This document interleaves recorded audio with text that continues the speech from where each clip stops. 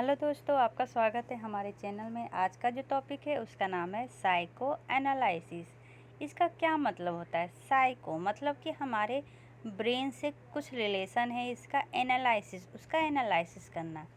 ये एक method of treating होता है मेंटल डिसऑर्डर को, जिसमें हम साइको एनालिटिक थ्योरी देते हैं। अब ये साइको एनालिटिक थ्योरी होता क्या है? जैसे कि कोई चाइल्डहुड में एक्सपीरियंस हुआ है, या कोई मेमोरी है, या कुछ अनकॉन्शियस इंटरनल कॉन्फ्लिक्ट है जिसके कारण रिस्पॉन्सिबल होता है अभी का डेवलपमेंट। एग्जाम्पल के लिए बताती हूँ, जैसे कि मान लीजिए एक लड़की है जो अभी 20 साल की है, उसको क्या है तो रेड कलर से फोबिया है। तो अब इसमें ये जो ये साइकोलॉजिस्ट हैं वो क्या करेंगे, तो उसका थ्योरी ऑफ साइको एनालिसिस करेंगे। तो इसमें होता क्या है, तो मेनली पेशेंट को हाइप्नोसिस किया जाता है। उसमें पेशेंट में फ्री एसोसिएशन टेक्निक होता है, जो बोलना है बोलो, कोई भी गाइडेड कम्युनिकेशन नहीं होगा। इसमें कभी कभी स्लिप ऑफ टंग भी हो जाता है, जैसे कि गाली दे देते हैं, या जो घटना हो रहा है उसमें वो पूरी तरह खो जाते हैं। तो इसको हम कहते हैं पारा एक्स। स्लिप ऑफ टंग को हम क्या कहते हैं? पारा प्रैक्सिस, PRAXIS। ठीक है, चलिए फिर से वापस आते हैं। एक लड़की है जो अभी 20 साल की है, उसको रेड कलर से फोबिया है। तो उसको साइकोलॉजिस्ट क्या करेंगे, उसको हिप्नोसिस करेंगे। उसमें वो फ्रीली बोल रही है, बोल रही है, बोल रही है। एकाएक वो उस कहानी पे गई जिसमें उसको रेड कलर का फोबिया हुआ। जैसे कि उसके कोई अंकल थे, वो क्या कर रहे थे, रेड कलर का शर्ट पहन के उसके साथ रेप किए थे। तो पता चला अच्छा रेड कलर का शर्ट पहने थे, इसलिए इस लड़की को रेड कलर का फोबिया है। तो इस तरह से साइको एनालिसिस किया जाता है, और उसके बाद उसको इंटरेप्ट किया जाता है, उसको बताया जाता है। इसी को हम क्या कहते हैं? हिप्नोसिस करवाना, फिर रिकॉल और एक्सप्रेस करना इमोशन का, जिसके कारण एब्रेशन होता है। क्या होता है? ABREAC, एव रिएक्शन होता है कि अच्छा पता चल जाता है कि मेरे को रेड कलर का इसके कारण है, जिसके कारण बहुत सारे पेशेंट सही हो जाते हैं। ठीक है, इसलिए इसको कहा गया है अनकॉन्शियस मेंटल प्रोसेस को, जिसको हम डेप्थ साइकोलॉजिस कहते हैं, उसको निकाल के बाहर लाना। ये जो मेरी साइको एनालिसिस है, ये सिगमंड फ्रॉइड के द्वारा दिया गया है। ठीक है, यहाँ तक समझने में कोई भी प्रॉब्लम नहीं है। इसको हम method of analysing psychic phenomena भी कहते हैं, जिसमें हम इमोशनल डिसऑर्डर को ट्रीट करते हैं। इसमें सेक्शन रहता ही नहीं कि एक ही बार में आपको हो जाए, सेक्शन बाय सेक्शन रहता है। ठीक है, इसमें फ्रीली टॉक करने के लिए रहता है, कोई भी ये गाइडेड कम्युनिकेशन नहीं है कि आपको गाली नहीं देना है, या आपको रोना नहीं है, हंसना नहीं। जो पेशेंट बोलना चाहे बोल सकता है। और जो हमारा ये साइकोलॉजिस्ट है वो जैसे कि यहाँ पे एक बेड है, ठीक है, यहाँ पर पेशेंट है, तो यहाँ पर साइकोलॉजिस्ट क्या है, नोट डाउन करते रहता है इम्पोर्टेंट, तो उसके बाद उसको एनालिसिस करता है। ठीक है, यहाँ तक समझने में कोई भी प्रॉब्लम नहीं है।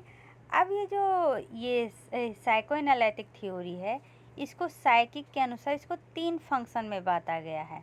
एक तो ईद, आईडी ईद, दूसरा सुपर ईगो, तीसरा ईगो। ठीक है, ईद में क्या होता है ना, अनकॉन्शियस सोर्स होते हैं, प्रिमिटिव सेक्सुअल या डिपेंडेंसी या एग्रेसिव इम्पल्स का। सुपर ईगो सब कॉन्शियस इंटरप्शन होता है, सोसाइटल मोड्स होते हैं। ईगो में सेंस ऑफ सेल्फ और mediate between reality end moment होता है। इसका सिंपल मतलब में समझे तो ईगो बीच में रखिए, इधर ईद रखिए और इधर सुपर ईगो रखिए। जैसे कि एक बच्चा है, जिद कर रहा है क्या के लिए, ये चॉकलेट के लिए। ठीक है, तो वो क्या हो जाएगा, ईद में आ जाएगा। सुपर ईगो पेरेंट्स है, उसको बता रहे हैं, डांट रहे हैं कि नहीं खाना चाहिए, उससे कोई रिलेशन बता रहे हैं कि ये जो है ना ये अच्छी बात नहीं है, ये सब नहीं, ये सब सुपर ईगो हो गया।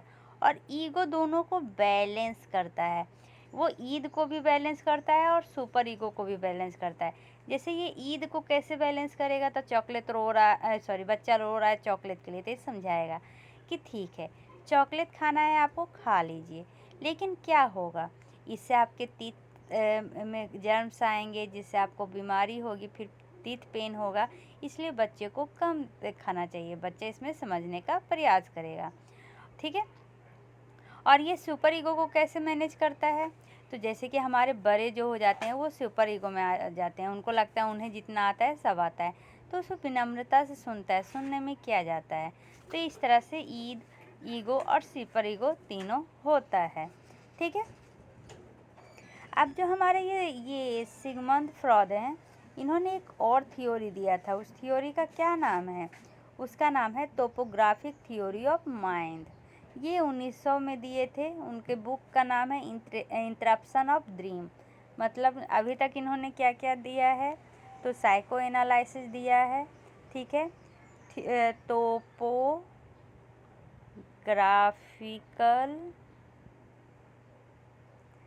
थ्योरी ऑफ माइंड दिया है।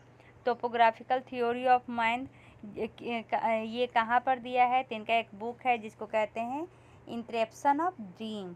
उसमें मेनली ये दिया गया है। कौन सा बुक में? इंटरप्शन ऑफ ड्रीम में। ठीक है। तो ये तीनों कंपोनेंट था क्या? तो ये मेनली जो तीनों कंपोनेंट था, सबसे पहला जो था वो था कॉन्शियसनेस। कौन सा? कॉन्शियसनेस। इसमें पर्सन जो है अभी क्या हो रहा है सब कुछ उसके दिमाग में है। जैसे मैं अभी क्या कर रही हूँ? पढ़ा रही हूँ, मेरे को पता है, मैं कॉन्शियस हूँ। ठीक है। दूसरा होता है प्री कॉन्शियसनेस। ठीक है। इसमें क्या होता है? जो रिकॉल करना पड़ता है। जैसे कि मैं अभी पढ़ा रही हूँ, यही 2 दिन के बाद मैं कल क्या पढ़ा रही थी दिमाग पे जोर करना पड़ेगा। अच्छा, मैंने साइकाइट्रिक में क्या पढ़ाया था पिछले वीडियो में। तो इसको हम कहते हैं प्री कॉन्शियसनेस। तीसरा होगा अनकॉन्शियसनेस। यही जब मैं मेडिसिन पास कर जाऊंगी, उसके बाद क्या होगा? मैं डॉक्टर लाइन में चली जाऊंगी, तो उसके बाद मेरे को थोड़ी याद रहेगा कि मैंने साइकाइट्री में कौन कौन सा सब्जेक्ट पढ़ाया है, नहीं पढ़ाया है, कितने सारे वीडियोज पढ़ा दिए हैं। तो वो क्या हो जाएंगे? अनकॉन्शियस में आ जाएगा, जिसको हम रिकॉल नहीं कर पाएंगे। कोई पूछेगा आके कि मैडम आपने कौन कौन सा वीडियो पढ़ाया है, तो फिर मेरे यार अरे मैं तो बहुत दिन पहले पढ़ाती थी, मेरे को नहीं याद है। और बहुत ट्राई करने के बाद भी उसको याद नहीं आएगा, तो उसी को हम कहते हैं अनकॉन्शियस। मतलब कि कॉन्शियस मतलब all those thing we are aware of, मतलब हमें पता है क्या हो रहा है। प्री कॉन्शियस रिकॉल करने पे या थोड़ा एफर्ट डालने पे आपको याद आ जाएगा। अनकॉन्शियस रिकॉल करने पर भी आपको याद नहीं आएगा। ठीक है। यहाँ तक समझने में कोई भी प्रॉब्लम नहीं है। अब देखिए, हमने पढ़ लिया psycho analysis, topographic theory of mind, जो भी सिगमंड फ्रॉइड के द्वारा दिया गया था।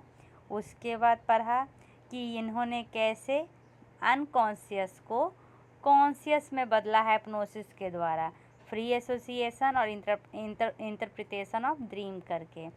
उसके बाद इन्होंने दिया स्ट्रक्चर थ्योरी ऑफ माइंड, जो हमने इसमें वीडियो में पढ़ा था। Eid, ego, super ego. Eid में आप प्लेजर के लिए करते हैं, प्लेजर प्रिंसिपल। ईगो रियलिटी है और सुपर ईगो मोरल प्रिंसिपल्स है।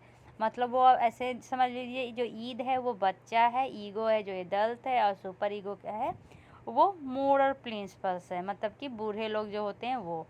ईद जिद करता है, मेरे को ये चाहिए तो चाहिए। सुपर ईगो जैसे कि गॉड में ज़्यादा ही बिलीव करता है और वो दूसरे को इम्पोज फोर्स करता है, तुम भी करो। चलिए अब 2 टर्म पढ़ते हैं जिसका क्या नाम है? ट्रांसफेरेंस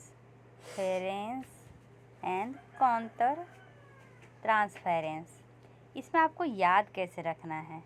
इसमें आपको 2 चीज़ याद रखना है, एक तो पेशेंट, दूसरा डॉक्टर। ठीक है। पेशेंट में क्या आता है? टी आता है। ठीक है। तो ये ट्रांसफेरेंस के लिए हो जाएगा, और डॉक्टर में टी नहीं आता है, इसलिए वो काउंटर ट्रांसफेरेंस के लिए हो जाएगा। अब ये होता क्या है? ट्रांसफेरेंस में पेशेंट जो है वो अपना फीलिंग डेवलप करता है डॉक्टर के अगेंस्ट। जैसे कि मान लीजिए एग्जांपल के लिए, मैं लड़की हूँ, ठीक है, मेरा एक बॉयफ्रेंड है, जिसका शकल जो अभी हम डॉक्टर के पास गए हैं तो उसके शकल से मिलता है। तो अब मैं क्या हूँ, बहुत ऐसे फ़ेमिलियर हो जाऊँगी डॉक्टर से ऐसे बहुत अच्छे से बात करूँगी, हँसूँगी, खेलूँगी, मतलब लव वाला फीलिंग आएगा, ठीक है। तो ये क्या हो गया, पेशेंट को फीलिंग आया डॉक्टर के लिए, तो इसको हम ट्रांसफेरेंस कहते हैं। ये एग्जाम्पल के लिए, ये तो पॉजिटिव हो गया। नेगेटिव में क्या होगा, मेरा जो एक्स बॉयफ्रेंड था जो मेरे को चीट किया है, उसका शकल डॉक्टर से मिलता है। अब मैं क्या करूँगी, पेशेंट क्या है, अब वो डॉक्टर को देखते ही गुस्सा हो जाएगी। डॉक्टर अच्छा भी क्वेश्चन पूछेगा तो वो लड़की जो है, सॉरी, जो पेशेंट है वो उसको गुस्सा में आंसर करेगी, उस पर गुस्सा होगी, इरिटेट होगी, उसके क्वेश्चन को सही से जवाब नहीं देगी। तो इसको क्या कहते हैं, ट्रांसफेरेंस कहते हैं।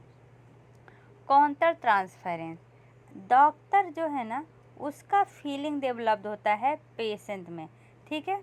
जैसे कि ये क्या है, तो ये कम्बिनेशन होता है फीलिंग का डॉक्टर का, जो मेनली जो पेशेंट है उसके पास से कोई लेना देना रहता है।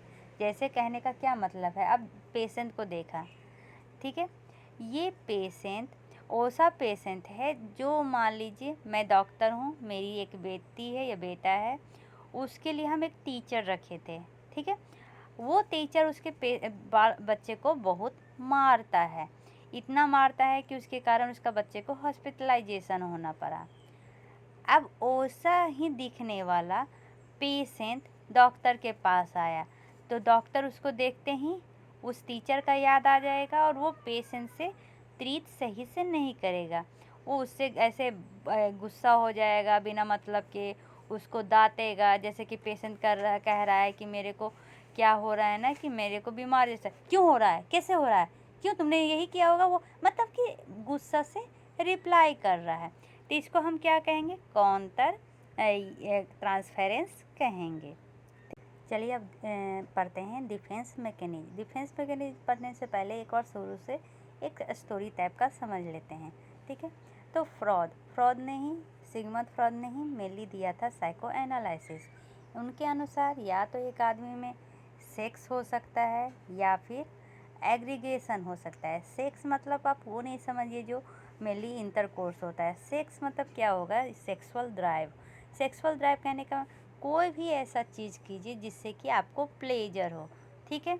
इससे मतलब नहीं है कि वो गलत है या सही है, कि कोई भी ऐसा चीज़ जिससे आपको प्लेजर हो। और दूसरा एग्रेसिव ड्राइव, मतलब वो काम आप नहीं कर पाए तो आपको गुस्सा आएगा। तो यही दोनों के बीच में हमारा मेनली क्या होता है, सब कुछ रहता है। या तो हमें वो चीज़ प्लेजर देता है या फिर वो चीज़ हमको गुस्सा कराता है। इसलिए जो मेंटल लाइफ है उसके 3 लेवल्स हैं, ठीक है। पहला क्या था, कॉन्शियसनेस, प्री कॉन्शियसनेस, फिर अनकॉन्शियसनेस। कॉन्शियसनेस में थॉट और परसेप्शंस जो अभी हमें याद है। प्री कॉन्शियसनेस जो रिकॉल करने पे याद आता है, जैसे कि मेमोरी और स्टोर्ड नॉलेज। अनकॉन्शियस जो हमें याद नहीं है, ठीक है, जैसे कि fears, violent motives, immoral urges, selfish needs, shameful experience, irrational wishes और अनएक्सेप्टेबल सेक्सुअल डिजायर। तो फ्रॉड ने क्या किया, एक थ्योरी बताया जिसके द्वारा हम अनकॉन्शियस को कॉन्शियस में ला सकते हैं। इसी को हम साइको एनालिसिस करते हैं, जिसमें हम इंटरप्रिटेट करते हैं कॉन्शियसनेस, प्री कॉन्शियसनेस, अनकॉन्शियसनेस। इसमें क्या होता है ना, अनकॉन्शियसनेस से कॉन्शियसनेस में लाया जाता है। जैसे कि अभी आपको क्या है ना, कि आपको किसी चीज़ से डर है, जैसे कि आपको रेड कलर से डर है, तो इसमें आपको क्या होगा, आपका डॉक्टर जो है, ये साइकोलॉजिस्ट, वो आपको हाइप्नोसिस करेंगे और उसके बाद वो प्री कॉन्शियस में लेके जाएंगे, फिर अनकॉन्शियस में लेके जाएंगे। अनकॉन्शियस में पता चला कि इसके कारण आपको क्या हुआ है, आपको बहुत सेम फीलिंग हुई है। मतलब कि जैसे कि एक लड़की है, ठीक है, वो जब 13 साल की थी तब उसको मेंस्ट्रुअल पीरियड आ गया, जिसके कारण वो पूरे स्कूल में उस पर हंसी हो रहा, ठीक है। अभी वो 30 साल की है, उसको याद नहीं है कि उसको हंसी क्यों हुआ, लेकिन वो जैसे रेत को देखती है उसको गुस्सा आ जाता है। तो साइकोलॉजिस्ट क्या करेगा, प्री कॉन्शियसनेस, फिर अनकॉन्शियसनेस में जाएगा। अब उसको पता चलेगा, अच्छा जो हम ये जो हमारा रेड कलर है, जब हम बच्चे थे तो उसमें रेड कलर के कारण मेरे को प्रॉब्लम हुआ था। तो प्री कॉन्शियसनेस अब कॉन्शियसनेस पे पहुंची तो उसको लगेगा अरे ये तो कोई नहीं, ये तो नॉर्मल है, ये सब लड़की के साथ होता है। तो इस तरह से इंटरप्रिटेट करके वो अपने आप को उस कलर से मुक्त कर सकती है, उस फियर से। ठीक है। उसके बाद पढ़ा हमने माइंड का 3 लेवल। एक होता है ईद, दूसरा होता है ईगो, तीसरा होता है सुपर ईगो। मतलब कि ये है क्या, ईद मतलब हो गया जो आपको प्लेजर देता है, सुपर ईगो जो आपको हर चीज़ से रोकता है, ईगो दोनों को बैलेंस करता है, रियलिटी। तो हम कह सकते हैं ईद क्या है, प्लेजर प्रिंसिपल है। जैसे कि एक अडल्ट को देखिए, एक अडल्ट बहुत अल्कोहल पीता है, बहुत सिगरेट स्मोकिंग, तो उसमें कौन सा हावी है, ईद हावी है, क्योंकि ईद को क्या चाहिए, प्लेजर चाहिए। ठीक है। अब देखिए सुपर ईगो में क्या होगा, जैसे कि हमारे पेरेंट्स हैं, मना करते हैं नहीं पियो, ये गलत है, ये इसको नहीं करना चाहिए। ठीक है। तो वो हो जाएगा सुपर ईगो। अब हमारा ईगो क्या है, ये इन दोनों को बैलेंस करेगा। अब ये मान लीजिए कि नया अडल्ट है, इसके पास ऑप्शन है कि हम उसके सामने बियर रखा हुआ है, तो प्लेजर क्या कहेगा, ईद क्या कहेगा, अरे पी लो वाह क्या बियर है यार। और सुपर ईगो क्या कहेगा, नहीं नहीं पियो, इसके पीने से हमारा लंग खराब हो जाएगा। तो जो ईद है वो डेविल की तरह काम करता है, और ये जो सुपर ईगो है वो मोलारिटी की तरह काम करता है। और ईगो क्या है, इन दोनों को बैलेंस करेगा। ठीक है। तो ये इस डिसीजन मेकर होता है। ठीक है। अब देखिए इसमें भी 3 कंडीशन होगा। कभी कभी क्या होता है कि जो हमारा ईद है वो क्या हो जाएगा, ज़्यादा हो जाएगा। कहने का क्या मतलब है कि अब एक पर्सन आया, उसके आगे बियर रखा हुआ है, अब वो पर्सन माइंड में सोचेगा पिए या ना पिए। अगर वो पीने लगा मतलब कि उस पर ईद हावी हो गया, वो बन जाएगा ओवरली इम्पल्सिव पर्सन। ठीक है। अब मान लीजिए कि ईद नहीं, उस पर सुपर ईगो हैवी हो गया, तो इसमें क्या हो जाएगा, वो कंजर्वेटिव पर्सन हो जाएगा, ओवरली कंट्रोल्ड पर्सन हो जाएगा। जैसे कि कंजर्वेटिव कहने का क्या मतलब है, एकदम पूरी तरह एकदम ऐसे जो टीचर टाइप के होते हैं ना वो। और एक होता है जिसमें कि हमारा ईगो रहता है, उसको हम हेल्दी पर्सन कहते हैं। जैसे ईगो में क्या हो जाएगा ना, ये कहेगा देखो कभी कभार पार्टी में लोगों के साथ पी सकते हैं, लेकिन हमेशा पीना गलत है। तो ये हमारा ईगो हो जाता है, तो ये हेल्दी पर्सन कहलाता है। अब फ्रॉड का एक और कंसेप्शन था एंजाइटी को लेके। तो एंजाइटी होता है क्योंकि कन्फ्लिक्ट होता है या तो ईगो ईद के बीच में, या तो ईगो सुपर ईगो के बीच में, और ईगो रियलिटी के बीच में। मान लीजिए कि ईगो ने क्या किया, ये डिसीजन लिया, लेकिन रियलिटी में वो डिसीजन नहीं है, तो इन तीनों के बीच में क्या होता है, एंजाइटी प्रोड्यूस होता है। जिससे बचाने के लिए हमारे जो फ्रॉड हैं, सिगमंड फ्रॉड, उन्होंने डिफेंस मैकेनिज्म यूज किया है। कौन सा डिफेंस मैकेनिज्म, जो अभी हम पढ़ने जा रहे हैं। ठीक है।